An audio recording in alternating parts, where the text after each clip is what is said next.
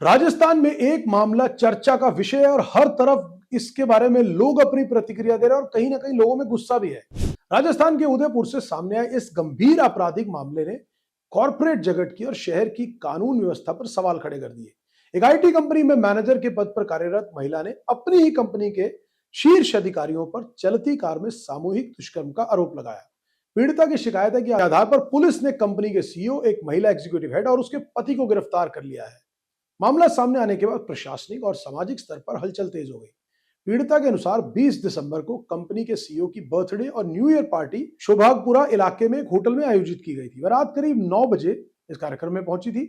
Party देर रात तक चली। करीब 1:30 बजे पार्टी खत्म हुई। इसी दौरान पीड़िता की तबीयत खराब होने लगी और उसने घर लौटने की इच्छा जाहिर की। कुछ सहकर्मी उसे घर पर छोड़ने की बात कर रहे थे, तभी कंपनी की एक महिला एग्जीक्यूटिव हेड ने आफ्टर पार्टी का सुझाव दिया।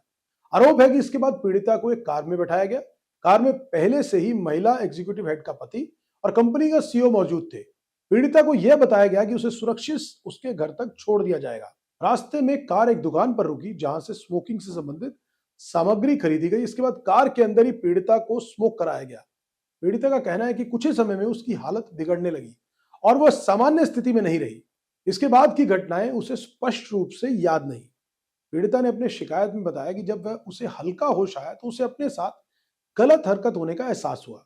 उसने विरोध किया और रुकने के लिए कहा, लेकिन उसकी बात अनसुनी कर दी गई। आरोप है कि इस दौरान कार में मौजूद 3 लोगों ने उसके साथ दुष्कर्म किया। पीड़िता के अनुसार यह घटनाक्रम रात करीब 1:45 से सुबह 5 बजे के बीच हुआ।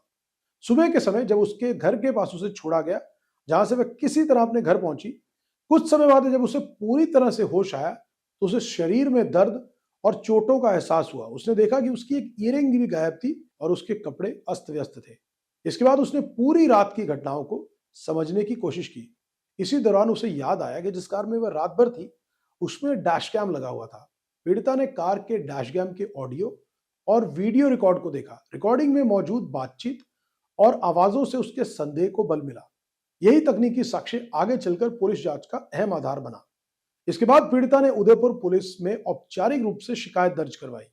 जिला पुलिस अधीक्षक योगेश गोयल ने बताया कि पीड़िता के बयान, मेडिकल रिपोर्ट और उपलब्ध तकनीकी साक्ष्यों के आधार पर मामले की जांच शुरू की गई।